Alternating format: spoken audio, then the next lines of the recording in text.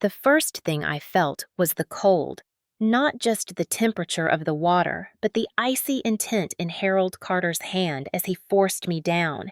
My stepfather's grip clamped the back of my neck with brutal certainty, pressing me against the surface until the bathwater swallowed my face. My scream turned into bubbles, and in an instant, the world above me was gone. Water roared in my ears, muffling every other sound, and yet his words still cut through cruel and sharp. "No one will save you." He did not shout it. He whispered it with the calmness of someone who believed it to be the truth. Panic tore through me. My arms flailed against porcelain, my fingers scraping for purchase, but his weight pressed harder. My chest burned with the need for air.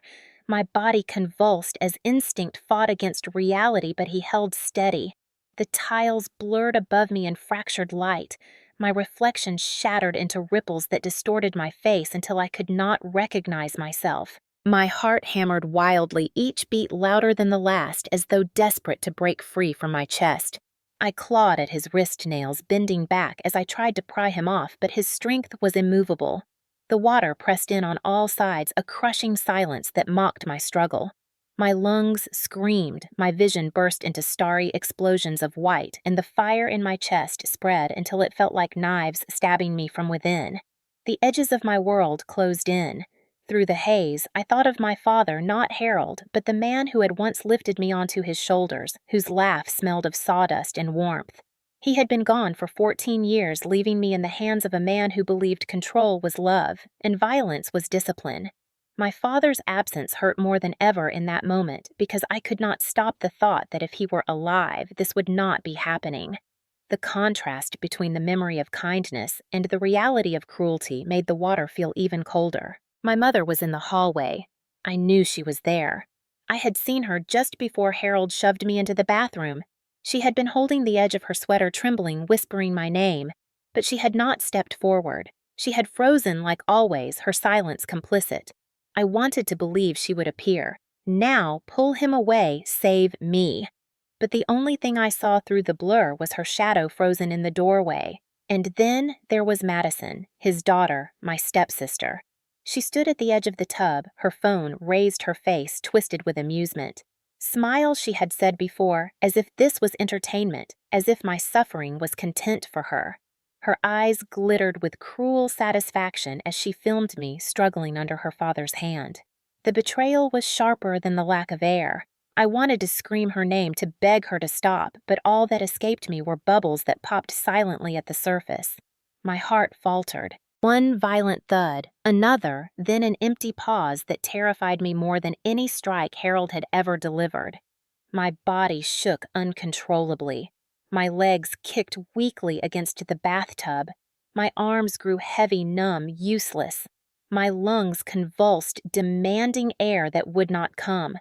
The silence in my chest deepened. I thought, this is it. This is how it ends. His words echoed through the drowning darkness. No one will save you. They seemed to etch themselves onto the walls of my mind, branding me as powerless, invisible, forgotten. For a split second, I felt myself detach from the struggle, hovering above, watching the scene unfold, as though it belonged to someone else. A girl submerged her stepfather, looming above her mother, frozen her stepsister recording. A family turned into executioners and spectators. My fingers brushed the edge of the tile near the bathtub. Beneath that tile, I had hidden a small USB drive packed with recordings of Harold's outbursts, proof of his cruelty. My mind screamed at me to protect it. If I could not survive, then at least my truth would. With the last shreds of strength, I pushed it deeper into the crack, a silent act of defiance, even as my vision dimmed. Darkness spread like ink across the edges of my sight. My heartbeat became a fractured drum, unsteady and fading. I felt the final surge, then stillness. My body went limp under the water. To anyone watching, it must have seemed as though my heart had stopped, that Harold's words had proven true. No one will save you. But even in that suffocating silence, even as consciousness slipped away, something inside me refused to surrender. It was faint, a spark buried under years of fear, but it glowed brighter in defiance of the darkness. If I lived through this night, I would never again let him control my voice. If I survived, I would make sure the truth was seen heard, undeniable. That night was not just the night my heart gave out. It was also the night my fight began. Comment below where you are watching from, because stories like this must be told. When I was 10 years old, my world collapsed in silence. My father, Michael Mitchell, did not come home from work one evening. There had been an accident at the construction site, sudden and merciless, and all that remained was a phone call that shattered my mother's voice into sobs I could never forget. I remember the smell of sawdust that clung to his clothes, the way he laughed when he swung me around the living room, and the safety that seemed to radiate from him.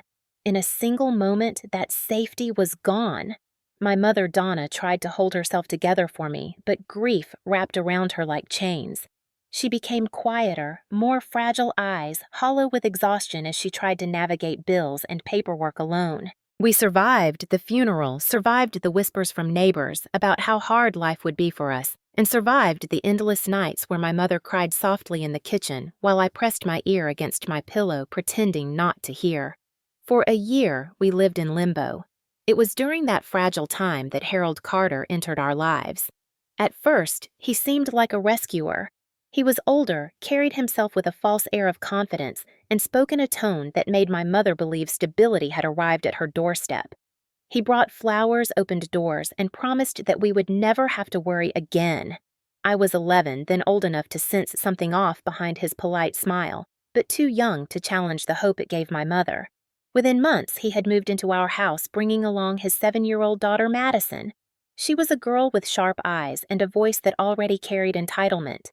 I wanted to welcome her to believe we could become sisters, but Harold made it clear from the beginning that the balance of our new family was built to favor his child. My mother surrendered her bank account to Harold before their wedding. He told her it was the only way to build trust. I remember the first time she hesitated, saying she wanted to keep a small account for herself, and the way Harold's face darkened. He spoke with authority, declaring that he was the provider, and no one questioned his decisions. By the end of that night, the papers were signed, and every dollar we had was under his control. It was the beginning of a pattern that would define my teenage years. Harold did not just take over the finances. He took over the rules of the house, the schedule, even the tone of our conversations. Meals were dictated by what he wanted. Chores were assigned like punishments. Any attempt by my mother to suggest otherwise ended with him glaring until she shrank into silence. To him, I was not his stepdaughter. I was an extra mouth, a burden, a reminder that part of this house did not belong to him. I will never forget the first time he said it out loud. He was laughing with a neighbor at a barbecue and joked that feeding me was like throwing money into a fire. My cheeks burned as the neighbor shifted uncomfortably, but Harold only laughed louder. Later that night, Madison repeated the phrase in her mocking voice, and by the next week, kids at school had picked it up. Extra mouth followed me down hallways, whispered in classrooms, shouted across the cafeteria. I tried to ignore it, but each time it cut deeper. My mother heard it too, and when I asked her why she did not defend me, she whispered, "It was easier this way, that fighting back would only make things worse." Her words became another chain tightening around me. Harold's control extended to every aspect of my life. When I turned 16, I begged to take a part-time job, not for spending money, but simply to feel independent. He refused, claiming it would distract me from chores and insisting that if I earned anything, it belonged to him anyway. Even the scholarships I won in writing contests were seized. He told me to hand over the checks so he could manage them responsibly. I never saw a dime. When I protested, he sneered and said, "No one pays for poems." He would rip notebooks from my hands and toss them into the trash, declaring that I was wasting time. Each word of contempt stung worse than the slap that usually followed. Madison thrived under his favor. She was spoiled with expensive gifts, praised for the smallest achievements, and shielded from consequences. She quickly learned that mocking me earned her father's approval. At school, she spread rumors that I was pathetic, that even my family did not want me. Her cruelty was a mirror of Harold's authority, and it worked. Teachers looked at me with pity. Classmates laughed at me, and I withdrew further into silence. Yet in that silence, I found one fragile escape. I buried myself in books, and in secret notebooks I wrote stories of girls who broke free, girls who built lives untouched by cruelty. It was my private rebellion, though Harold made it his mission to crush it whenever he caught me. There were nights when I lay awake listening to him pace the hallway, muttering about bills and failures, while my mother sat in the bedroom, her shoulders hunched, her spirit diminished. I wanted to believe she would defend me one day, but each year that passed proved she was too broken to act. The walls of our house closed in like a prison, each insult another bar, each slap another lock. I began to feel invisible, as if my very existence was meant to be erased. Still, somewhere inside, a stubborn ember refused to die. That ember was the memory of my father, the fleeting kindness of a teacher who praised an essay, the rare smile from a classmate who did not mock me, and eventually the steady gaze of Ethan Miller, the boy in my literature class who noticed when I seemed withdrawn. But that was later. In those early years after Harold entered our lives, the foundation was set. I was the outsider, the unwanted, the burden. My mother was the silent prisoner. Harold was the ruler, and Madison was the favored child who mirrored his cruelty. That was the family I grew up in. A house built not on love, but on domination. By the time I turned 17, the rhythm of my life had been reduced to a cycle of commands, insults, and silence. Harold Carter no longer bothered to hide his contempt for me. It was woven into every dinner conversation, every gathering, every careless remark he made in front of neighbors. My mother Donna had learned to look down at her plate, twisting the hem of her sweater until her knuckles turned white. Madison, who had blossomed into a teenager dripping with entitlement, used her father's scorn as fuel for her own cruelty. If Harold called me useless, she repeated it like a chorus, each time louder, until the phrase stuck to me like a brand. One evening, he invited coworkers over for a barbecue. The air smelled of grilled meat and beer, and laughter filled the backyard. For a fleeting moment, I hoped the presence of others might restrain him. But when one of the guests asked casually how many children he had at home, Harold laughed and pointed at me. "Feeding her is like throwing money into a fire," he said, raising his beer in mock salute. The men chuckled uncomfortably, the women shifted their eyes away, but no one spoke up. My face burned with humiliation. I stared at the ground, wishing I could sink into the earth. Madison burst into laughter, repeating the phrase over and over until it became a chant. Extra mouth, extra mouth. By Monday morning it had traveled to school. Whispers followed me down the hallway, cruel jokes shouted across classrooms. Some kids shoved trays of food toward me in the cafeteria and told me to be grateful for the scraps. Teachers gave me pitying looks but never intervened. I carried the humiliation like a scar no one else could see. The cruelty did not stop there.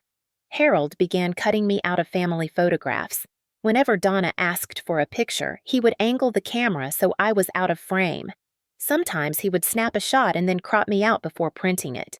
The walls of our home displayed smiling faces of Harold and Madison, even Donna, but never me. My absence was deliberate, a message that I was not truly part of this family. He went further by refusing to list me on the family health insurance. When I needed medication for strep throat, he scoffed and said it was a waste of money. "Be grateful I keep a roof over your head," he muttered, as if shelter erased the bruises of his contempt. The sense of being erased sank deeper into my bones. Madison delighted in adding salt to every wound. If I cooked dinner, she would wrinkle her nose and gag dramatically, announcing to Harold that I was poisoning them. If I worked for hours on an essay, she would crumple the pages and toss them into the trash before I could submit them. "You will never be good enough for anything," she sneered, and Harold would nod in approval as though she were simply stating the truth. Donna sometimes whispered, "Just ignore them, honey," but her words were powerless against the steady erosion of my spirit. Each insult, each humiliation chipped away at me until I began to question whether I had any worth at all. Yet even in the darkest moments, there were flickers of light. In literature class, I wrote an essay about finding hope in impossible places. The teacher read it aloud, praising its honesty, and for a moment I felt seen. A few classmates even clapped quietly. That night, I carried the printed essay home like a treasure. But Harold found it on the kitchen table, skimmed it, and tore it into pieces before dropping them into the trash. His sneer cut deeper than the shredded paper. "No one pays for poems," he said, shaking his head with disdain. My small victory had been extinguished before it could bloom. Emotional whiplash became my daily reality. One moment a spark of recognition, the next moment another blow of contempt. The cruelty escalated further during public events. At a family dinner with relatives, Harold poured himself another drink and loudly announced that I was more trouble than I was worth. He joked that maybe he should rent out my room to someone useful. Laughter rippled across the table, some nervous, some genuine. My cheeks burned as I stared at my plate, trying not to cry. Madison whispered extra mouth under her breath, just loud enough for me to hear. Donna sat frozen, her fork unmoving, her eyes filled with apology she never voiced. Later that night, when guests had gone, Harold yanked me by the arm for forgetting to refill his glass quickly enough. The force made me stumble and crash into the wall, pain shooting through my shoulder. "Respect is what you owe me," he barked. My mother cried quietly but did not intervene. The next morning I wore long sleeves to hide the bruises pulling the fabric down to my wrists, even though the heat pressed against my skin. At school, classmates laughed when Madison spread a rumor that I had tried to steal her necklace. They taunted me in the hallway, calling me a thief. I did not bother defending myself. My voice had been stolen long ago. Yet despite the constant humiliation, I clung to small lifelines. Ethan Miller, a boy in my literature class, asked about my writing one afternoon. He leaned across his desk and said, "Your words have weight, Clara. Do not let anyone tell you otherwise." The compliment made me flush with embarrassment, but it stitched together a fragment of my broken confidence. I carried his words like a secret shield, replaying them when Harold's insults threatened to crush me. Still, the contrast was brutal. At home, Harold barked orders before I had even set down my school bag. Madison shoved laundry into my arms or accused me of stealing her makeup. Donna drifted through the house like a ghost, silent and pale, existing only to avoid Harold's temper. My small ember of hope flickered but never died. I began to write again in hidden notebooks, crafting stories of girls who rose from ashes, who broke free from chains. It was dangerous because Harold would destroy anything he found. But in those pages, I found a voice that had not yet been erased. One night, neighbors came over for dinner. I was setting the table when Harold deliberately spilled his drink on the floor and ordered me to clean it up in front of everyone. As I knelt on the carpet, he shook his head and muttered, "She is nothing but dead weight." Laughter bubbled from Madison as she snapped a photo on her phone. The guests averted their eyes, unwilling to acknowledge what they saw. My humiliation burned hotter than the spilled liquor. That night, I stared at the ceiling in my room and felt myself fading piece by piece like a photograph exposed to too much light. But somewhere inside, the ember still glowed. I promised myself quietly that one day I would no longer kneel on anyone's floor. That one day I would stand and my voice would be heard. At 17, I did not yet know how, but I carried that promise like a lifeline. In the middle of the chaos, there was one place where I could breathe. It was not my bedroom with its thin walls that echoed Harold's rants. Not the kitchen where Donna moved like a shadow. Not even the backyard where Madison laughed as she filmed my humiliation. It was the classroom where Ethan Miller sat 2 rows behind me, a boy with quiet eyes that seemed to see past the surface. The first time he spoke to me, it was about an essay we had been assigned on resilience. I had poured myself into the paper writing about storms and small lanterns that refused to go out. I expected nothing from it, but when class ended, Ethan caught up to me in the hallway. "Your words stuck with me," he said. "You write like you have lived through more than most people our age." His voice was steady, not mocking, not pitying, just honest. I froze, unsure how to respond, but the warmth in his gaze lingered with me long after I walked away. From then on, small conversations grew between us. He asked what books I liked if I ever wrote outside of class, if I had thought about submitting to the school's literary magazine. I wanted to tell him about the notebooks hidden under my mattress, about the scraps of poetry scribbled in margins, and the stories of girls who broke free. But fear tightened my throat. If Harold discovered I shared any part of myself, he would destroy it. So I kept my answers vague, yet even then Ethan smiled as though he saw something I could not. Each encounter was a flicker of light against the darkness at home. On days when Harold's words carved deep wounds into my spirit, I replayed Ethan's encouragement.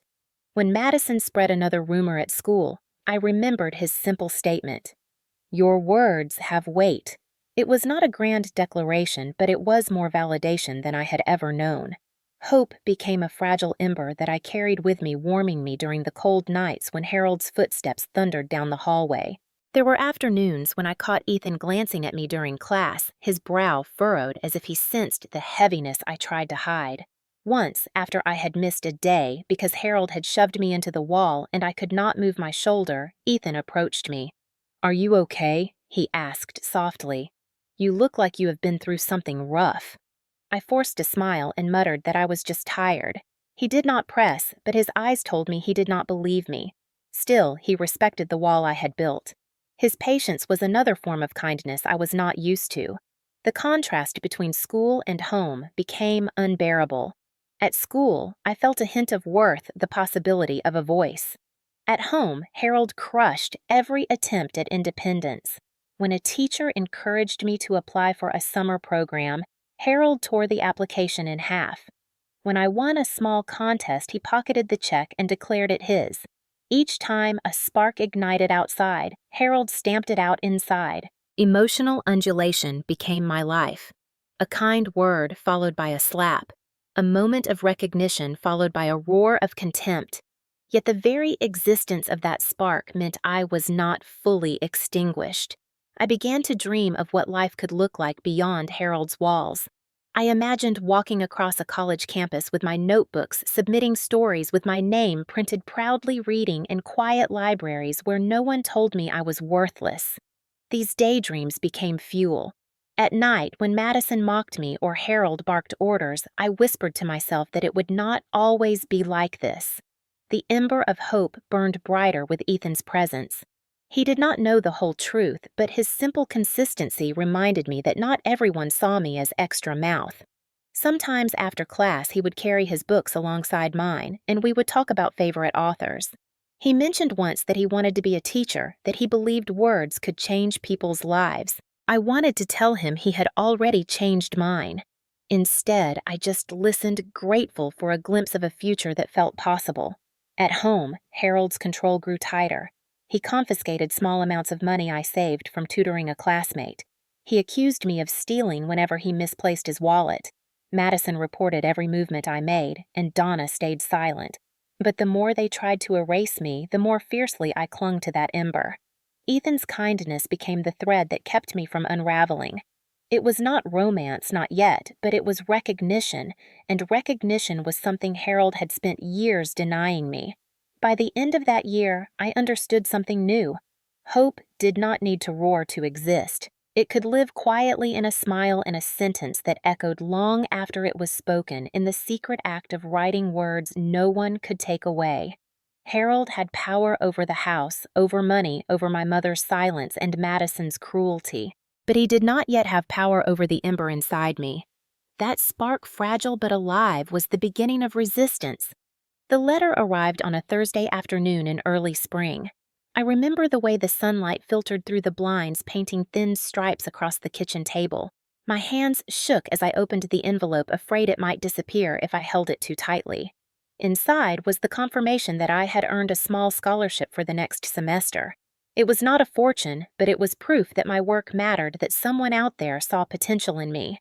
For a moment, I let myself smile, imagining a future where I could breathe without Harold's shadow looming over me.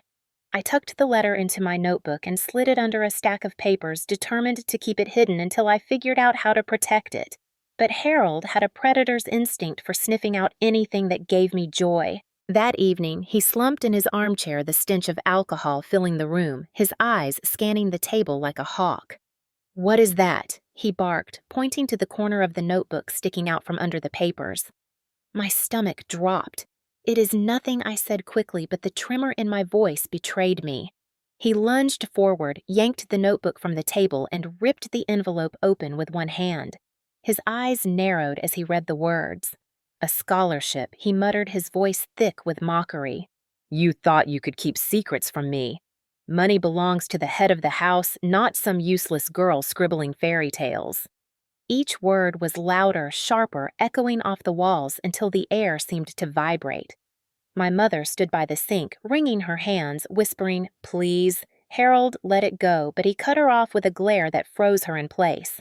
Madison appeared in the doorway, phone already in hand, smirk curling her lips. She lived for these moments when the chaos was at its peak and my humiliation could be captured on screen.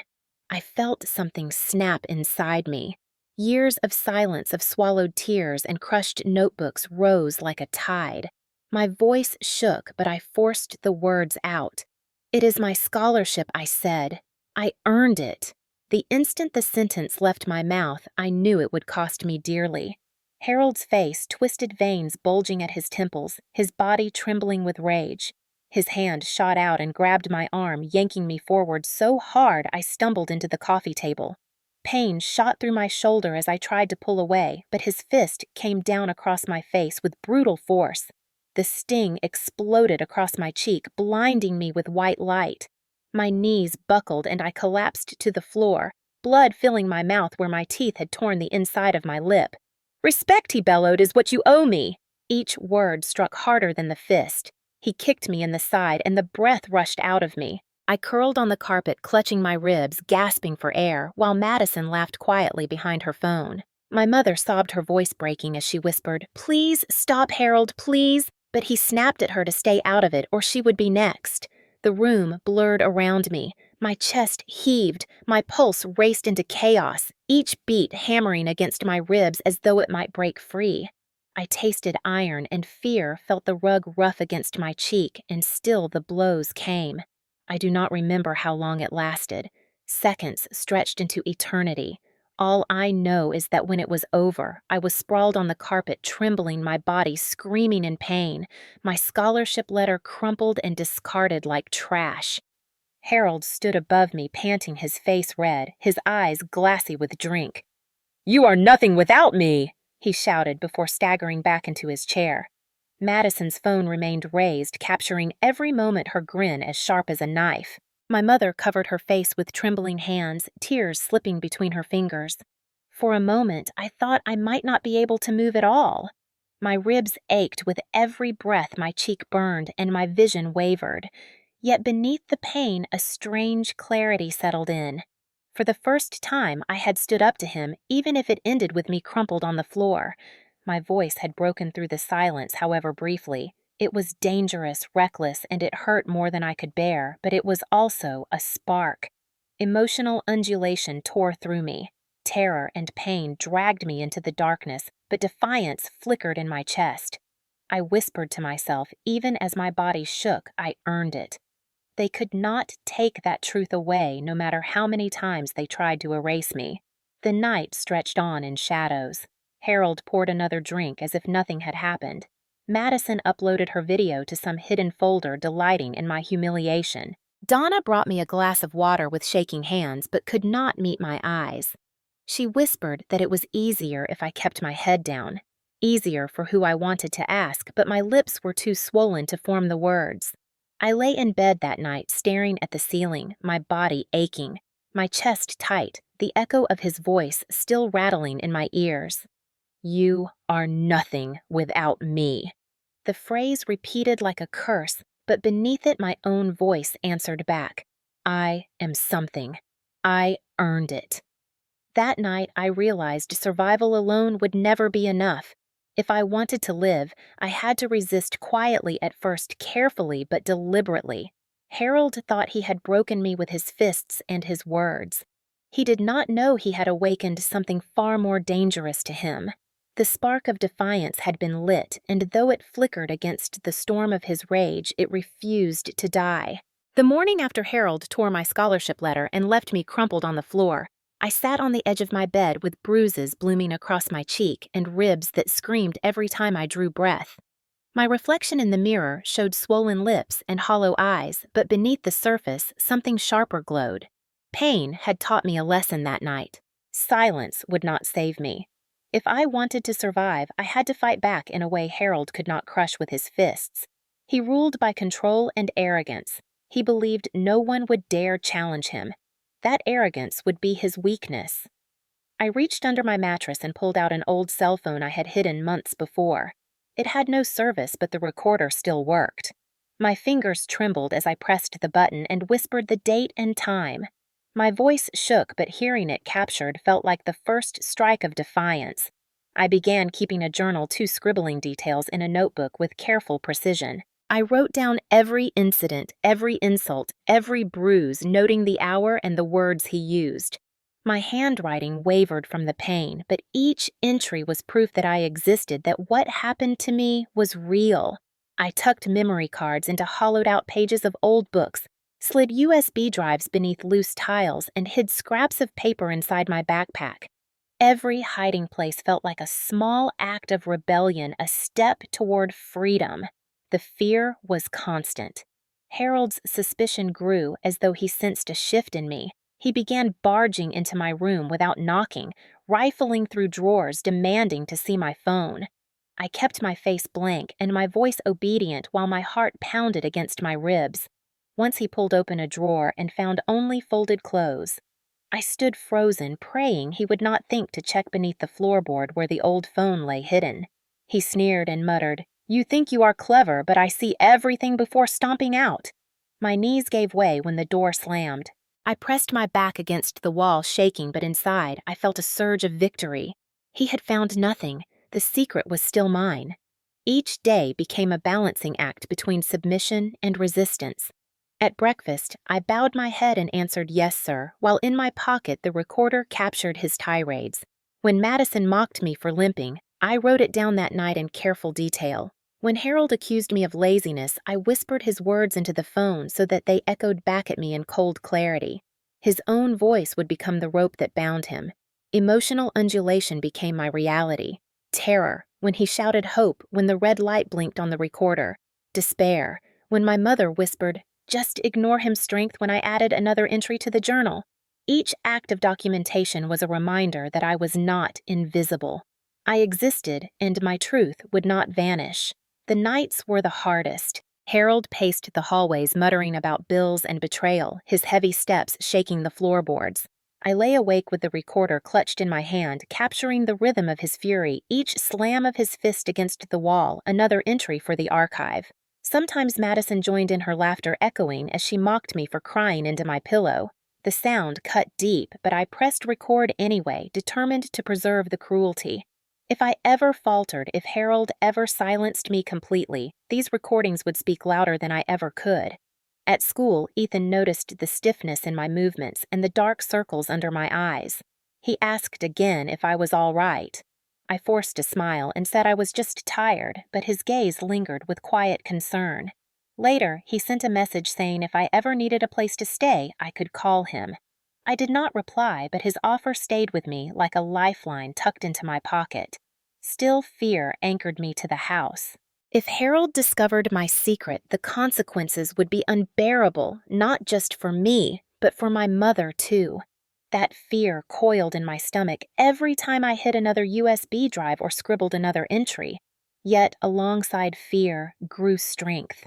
Each piece of evidence became a brick in the wall I was building against him. He thought he was erasing me, but I was recording every stroke of his cruelty, every moment of domination. I began planning more carefully. I mapped the hiding places in my head, rehearsed excuses in case he confronted me, and practiced keeping my face blank even when my heart thundered. Once, Madison barged into my room, accusing me of stealing her sweater. She flung open my closet and tossed clothes onto the floor. I stood motionless while inside. I prayed she would not notice the small gap in the floorboard. She sneered and left with a warning that her father would hear about it. I sank to the ground afterward, shaking, but grateful the secret remained intact. Each close call reminded me of the risk, but also of the purpose. I was no longer just surviving. I was preparing. The ember inside me glowed brighter each time I pressed record, each time I slid a drive into its hiding place. Harold did not realize that the same walls he used to imprison me were becoming the vault that stored his downfall. The day it happened, the air outside was heavy with the thick heat of late spring. Cicadas screamed from the trees, and the smell of cut grass drifted through the neighborhood. Harold had been drinking since noon. His temper simmered just beneath the surface, the kind of quiet danger that made every sound in the house feel too loud. I tried to move silently, carrying a bag of trash out to the bins in the backyard. My hope was to avoid him entirely, but Harold followed. His voice rose sharply behind me, accusing me of stealing money from his wallet. I turned with the bag still in my hand, insisting I had not touched his things. His eyes narrowed bloodshot and wild. "Liar," he spat, closing the distance between us. His hand shot out and gripped my arm with such force that bruises bloomed instantly. Pain shot up to my shoulder as he shook me hard enough that my teeth rattled. I stumbled backward, landing in the dirt near the fence. My knees scraped against the ground and dust clung to my palms. I tried to push myself up, but his shadow fell over me again. Useless. Burden. Extra mouth. Each word landed like another blow. He raised his hand high, and for a moment I thought he might slam it down across my face again. That was when I heard a sharp gasp. My head turned toward the fence, and there she was. Evelyn Parker, our neighbor, gray hair pulled back neatly, eyes sharper than I had ever noticed before. She stood gripping the fence post, her mouth pressed into a thin line as she stared at Harold's raised arm. Harold froze, caught mid-motion. For years, he had thrived on silence, on the complicity of closed doors and averted gazes. Now his cruelty was laid bare under the glaring sun with a witness watching. Harold tried to cover it with a growl. "Discipline," he muttered. "Just discipline." But Evelyn did not look away. Her voice rang clear and firm across the fence. "That is enough, Harold." The words struck harder than any blow. For the first time in years, someone outside my suffocating walls had spoken against him. My heart pounded wildly, not just from fear, but from a sudden surge of hope that felt foreign and dizzying. Harold's face tightened. He muttered under his breath and dragged me roughly toward the back door. His grip bruised, but his eyes darted nervously toward Evelyn, who still stood tall, unflinching. Once inside, he shoved me toward the kitchen, muttering that I should remember who kept a roof over my head. My mother hovered near the sink, her face pale, her hands trembling, whispering, "Harold, please." He snapped at her to be quiet. My ribs ached, my knees stung, but all I could think of was the look in Evelyn's eyes. She had seen. She knew. That night there was a knock at our front door. Harold grumbled but allowed Evelyn inside when she held out a plate of cookies. She set them on the counter and chatted politely about the weather while Harold poured another drink. But her eyes found mine across the room, scanning the swelling on my arm, the stiffness in my movements. When Harold left the kitchen to grab more ice, she leaned closer. "You are not alone, dear," she whispered, her hand brushing mine for just a second. The words nearly broke me. I wanted to collapse into her arms and confess everything, but fear clamped my mouth shut. Still, something in my eyes must have told her the truth, because she gave a small nod as if we had reached an understanding. When she left, she slipped a folded piece of paper into my hand. Inside was her phone number and 3 words written in careful script. "Call me anytime."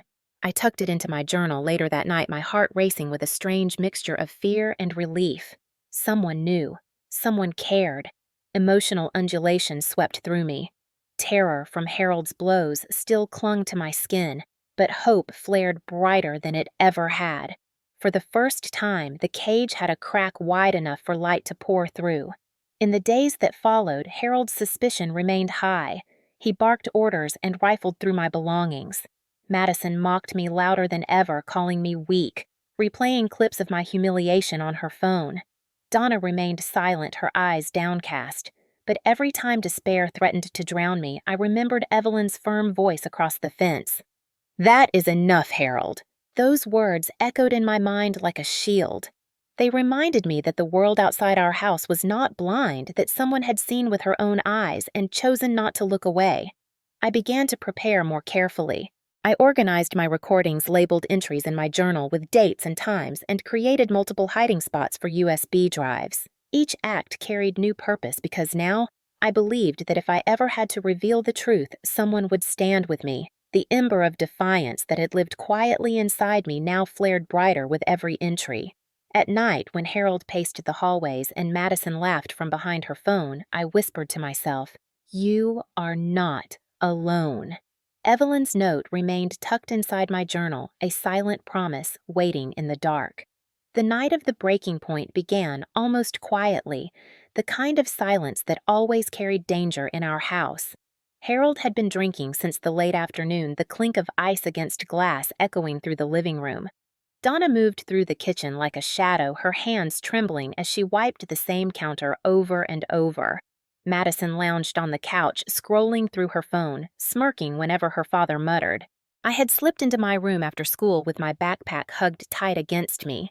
Inside was the envelope I had been waiting for, another scholarship letter, bigger than the last proof that someone out there believed in me enough to give me a chance at freedom. My chest swelled with cautious pride as I read the words. It was more than money. It was a lifeline.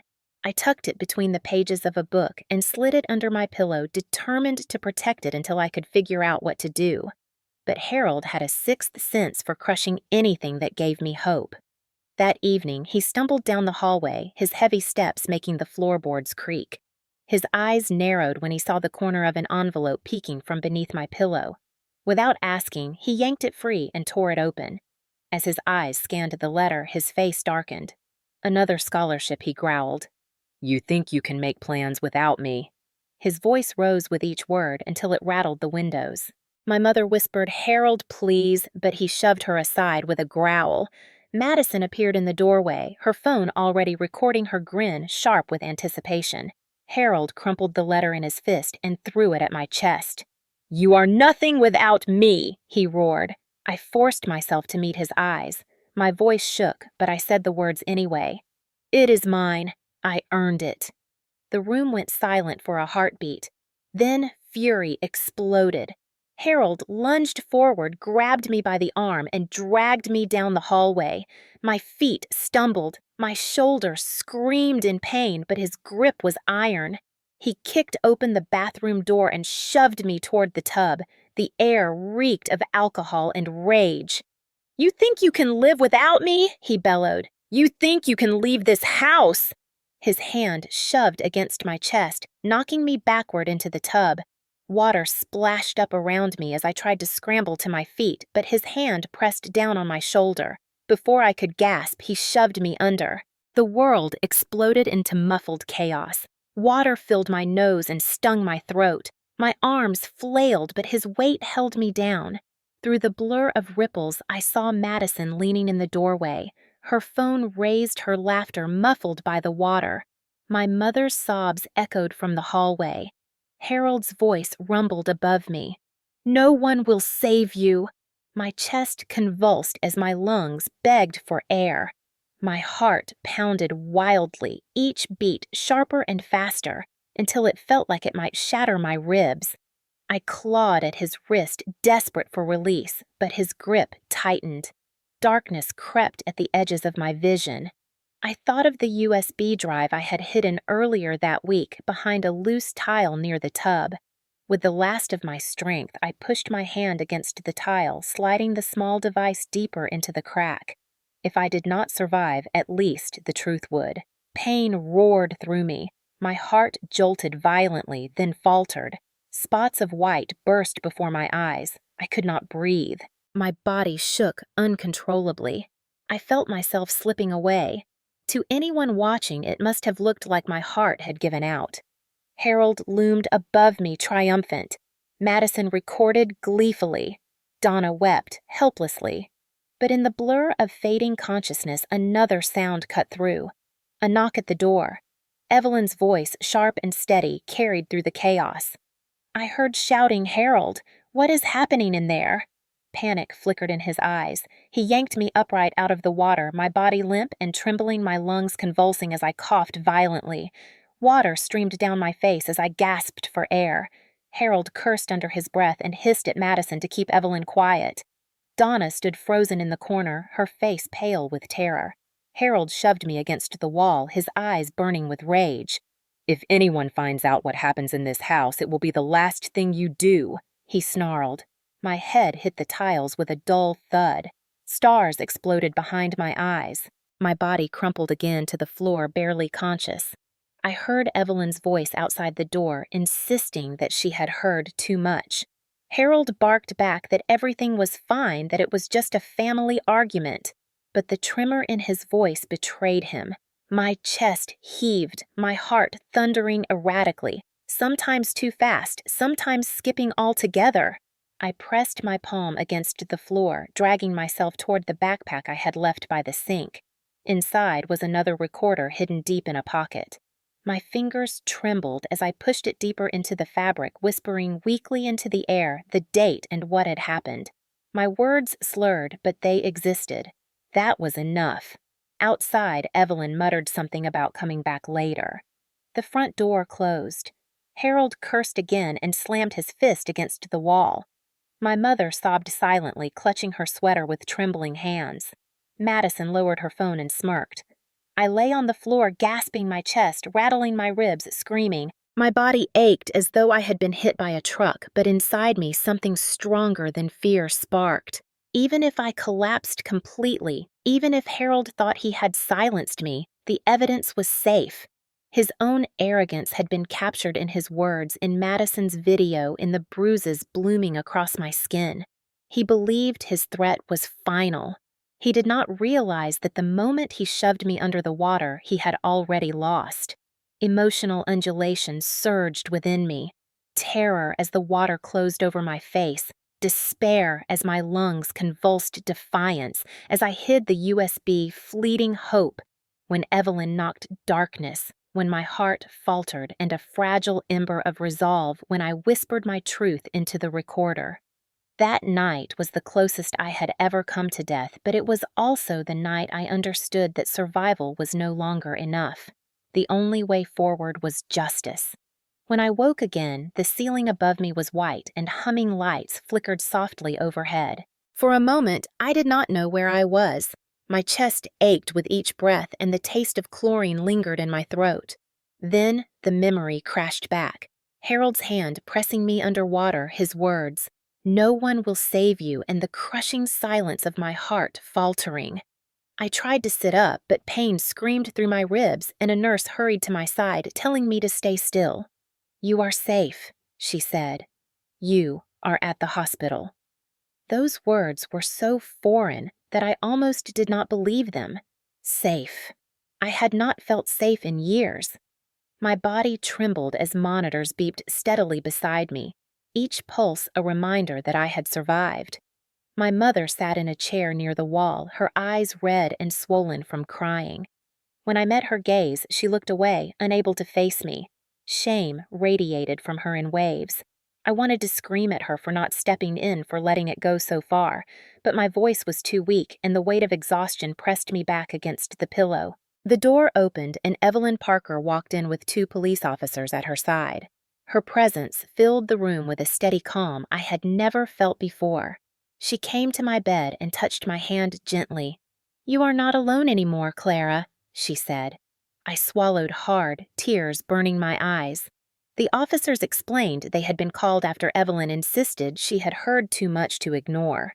She had also brought them something. From her purse, she produced a small USB drive. She explained she had found it near the fence where I had slipped it through, days earlier, my backup plan. My heart leapt. That little device carried hours of Harold's rage, his words captured in crystal clarity. The officers plugged it into a laptop and his voice filled the room. "You are nothing without me." The sound of a slap echoed through the speakers. My mother covered her mouth with her hands as tears streamed down her face. One of the officers looked at me gently and asked if I had more. With trembling fingers, I pointed to my backpack in the corner. They retrieved it and inside found the hidden recorder. When they played it back, my weak voice described the night Harold shoved me into the tub, the date, the details. My words shook, but they were clear enough. Madison shrieked then. She had been standing just outside the door, forced into the room by another officer. She shouted that I was lying, that I had provoked her father, but the officer held up her phone, already unlocked, and pressed play. The screen lit up with the video she had recorded showing Harold's hand forcing me down my body, thrashing my mother, crying in the background. The evidence was undeniable. Madison's face crumpled, her protests dissolving into sobs. My mother whispered brokenly, "It is true. Everything is true." The officers exchanged a glance, then spoke into their radios. Within an hour, Harold was in handcuffs. I was not there to see it, but Evelyn described it later. Neighbors gathered outside as patrol cars pulled up, red and blue lights flashing against the night. For years, he had been the loud voice everyone feared, the man who strutted through the neighborhood with false pride. Now he was dragged out shouting curses, his face twisted in disbelief, his wrists bound behind his back. The crowd murmured, some shocked, some whispering that they had always suspected. Justice had finally stepped through the door he had used as his shield. Emotional undulations surged within me. Relief that he was gone battled with terror of what would come next. Pain still throbbed through my body, but for the first time, the bruises felt like proof instead of shame. Each mark was evidence that the truth had weight. At the hospital, the doctors examined me, noting the bruising around my ribs and the signs of near drowning. They wrote it all into their reports, each word another piece of the wall being built against Harold. A detective came to take my statement. My voice shook, but I told them everything from the insults to the fists, from the stolen scholarships to the night he nearly killed me. I described Madison's role, how she filmed instead of helping, how she joined in the mockery. The detective listened carefully, nodding, assuring me the case was strong. Harold would face charges of domestic violence and attempted murder. Madison, though still a minor, would be investigated for her part in enabling the abuse. Donna sat quietly through it all, her hands folded tightly in her lap. When I finished, she whispered through tears that she had failed me, that she had chosen fear over courage for too many years. I did not know how to respond. My heart was torn between fury and pity. I closed my eyes, exhausted, yet beneath the pain a flicker of strength pulsed. For years, Harold had told me no one would save me. But here I was, alive with Evelyn by my side, with officers listening to my words, with evidence that spoke louder than my trembling voice. Justice was not complete yet, but the tide had turned. For the first time, I was not invisible. For the first time, Harold's voice was not the loudest in the room. The road ahead was uncertain, but as the monitors beeped steadily beside me, I whispered silently to myself, "You said no one would save me. But you were wrong." The courthouse smelled of polished wood and stale air, a mix of solemnity and tension that pressed down on my shoulders as I stepped inside. My ribs still ached when I breathed too deeply. Faint bruises still marked my arms, and the memory of water filling my lungs haunted my sleep. But I walked forward with Evelyn on one side and Ethan on the other, their quiet presence steadying me. Donna followed behind her head, bowed eyes, hollow but resolute. The trial had drawn attention from the community. Neighbors filled benches whispering as we entered, many of them the same people who had once looked away when Harold's laughter carried through backyard fences. Now they waited to hear the truth spoken in a place where silence no longer had power. Harold sat at the defense table in a wrinkled suit, his wrists free, but his expression tight with fury. When his eyes met mine, a chill ran through me. For years, that glare had silenced me. Now it only reminded me of what he had lost. The prosecutor began by laying out the charges: domestic violence, aggravated assault, attempted murder. Each word echoed like a gavel, striking my memories. The recordings Evelyn had turned over were played for the jury. Harold's voice filled the courtroom, harsh and unrelenting. "You are nothing without me." The sound of a slap followed, sharp and undeniable. Some jurors flinched. Donna covered her mouth, tears streaming down her face. Madison sat near the back, flanked by a social worker, her phone already submitted as evidence. When the video played showing Harold forcing me underwater while Madison laughed, the room fell silent except for gasps. The image of my body thrashing beneath his hand was almost too much to watch. My chest tightened, my lungs remembering the burn, but I forced myself to keep my eyes open. It was not just my story anymore. It was proof. The defense tried to argue discipline, tried to paint me as a rebellious stepdaughter, but the weight of evidence crushed every excuse. My journal entries, the recordings, the videos, the medical reports, Evelyn's testimony all stacked together until Harold's words twisted into a cage he could not escape. When it was my turn to testify, my legs trembled as I walked to the stand. I held the railing tightly, my voice shaking as I recounted the years of control. I spoke of stolen scholarships, of being called extra mouth, of being shoved and slapped, of the night in the bathroom when my world turned black. I felt the jury's eyes on me, felt felt their disbelief turn into outrage. I told them about the USB drive, about how I had pressed it into the tile with my last strength because even if I died, I wanted the truth to live. My words cracked, but I did not stop. Finally, I turned to Harold and spoke directly. You told me no one would save me, but I saved myself. And the truth saved me. The courtroom was still for a long moment, then the prosecutor nodded and I stepped down. Donna testified next. Her voice was small at first, her shame heavy. She admitted that she had allowed fear to silence her, that she had watched too many times and done nothing. She wept openly, telling the court she had failed me, but also telling them she was ready to stop being silent. Some people shook their heads. Others looked at her with sympathy, but I knew her words mattered. They broke the pattern of denial that Harold had relied on. Madison's turn was brief, but cutting. The video from her phone left her with little room to lie.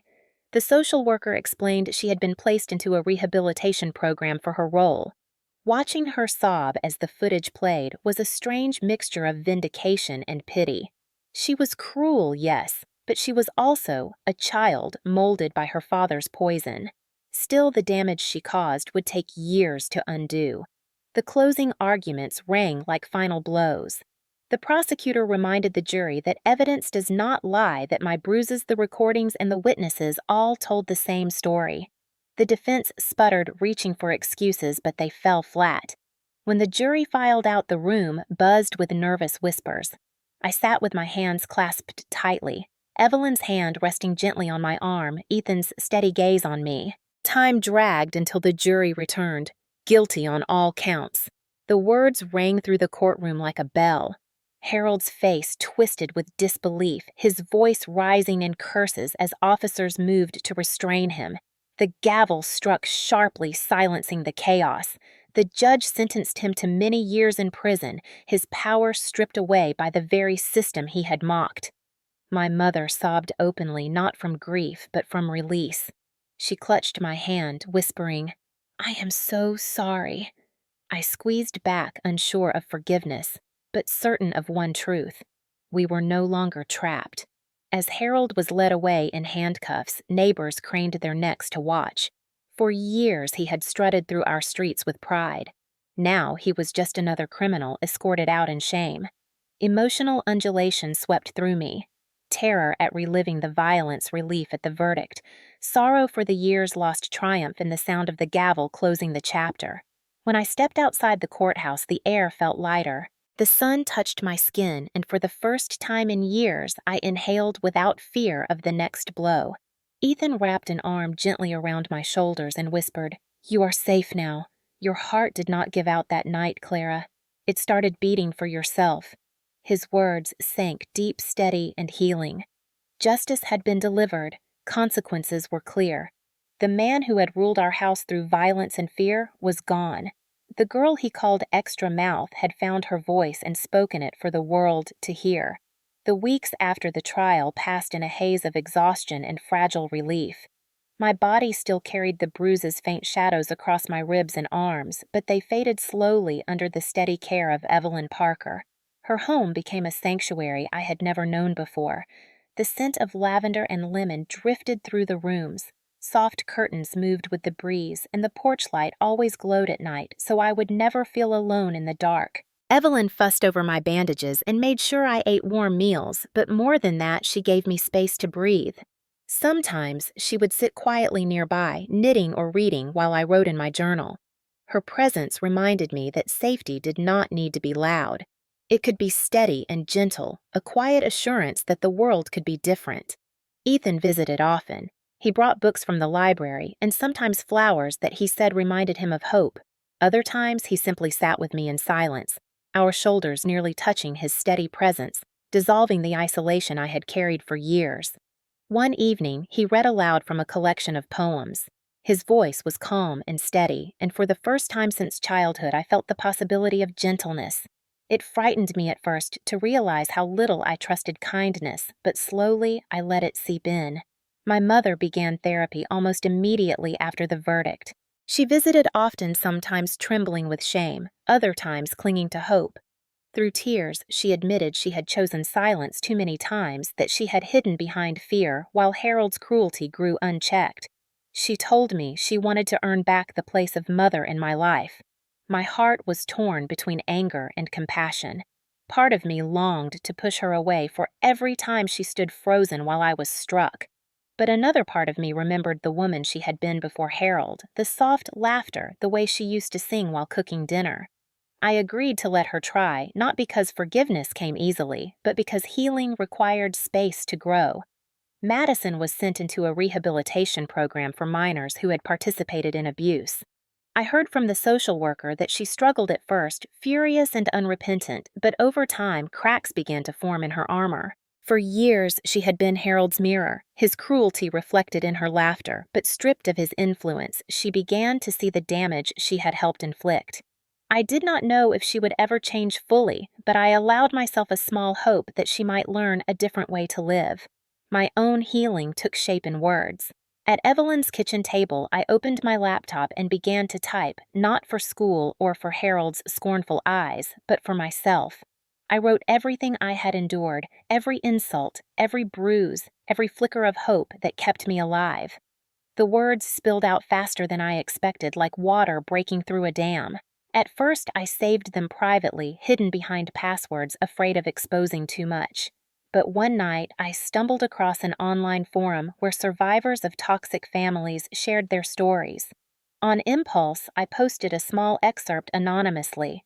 To my surprise, responses flooded in. Strangers thanked me for writing what they had felt, but never said aloud.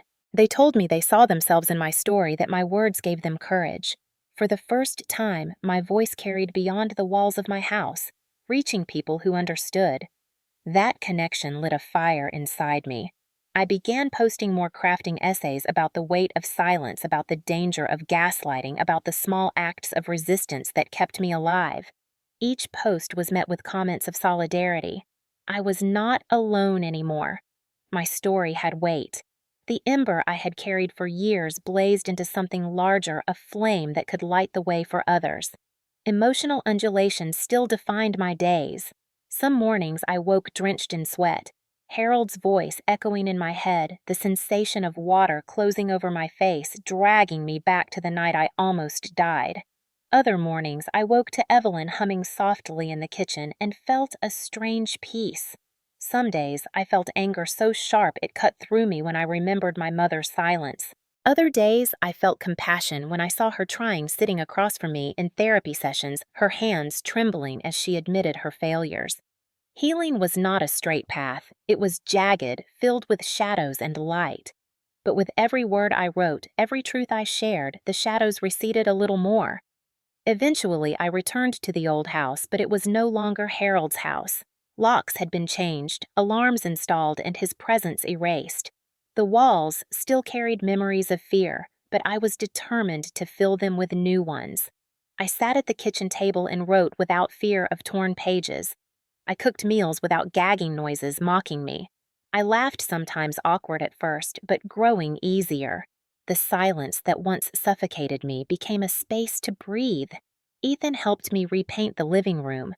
Donna joined too, her hands unsteady but willing. With each stroke of paint, the walls shed some of the past, covering the stains of violence with fresh color. It was not perfect, but it was progress. The trial had ended with Harold sentenced to years in prison. He would never again pace the hallway with rage in his voice or demand that I kneel in submission. He was behind bars, powerless, his arrogance stripped away by truth. That knowledge steadied me. The man who told me no one would save me had been proven wrong.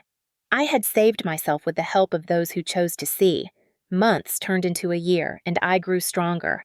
I enrolled in classes again, determined to finish my degree in literature. Ethan encouraged me, reminding me that my words mattered. Donna attended therapy regularly, sometimes joining me in joint sessions where we learned how to rebuild trust brick by fragile brick. Madison wrote me a letter from her program apologizing for the cruelty she had shown. I read it with tears in my eyes, unsure if I could ever trust her again, but grateful for the possibility of change. One morning, I sat at my desk as the sun rose golden light spilling across the pages of my notebook. I whispered the words that had haunted me since that night in the bathroom. That night, my heart did not give out. It woke up. It woke up for myself. The words felt like closure and a beginning all at once. I knew I would carry scars forever, but they no longer defined me. They were reminders of survival, of resilience, of a voice that could not be silenced.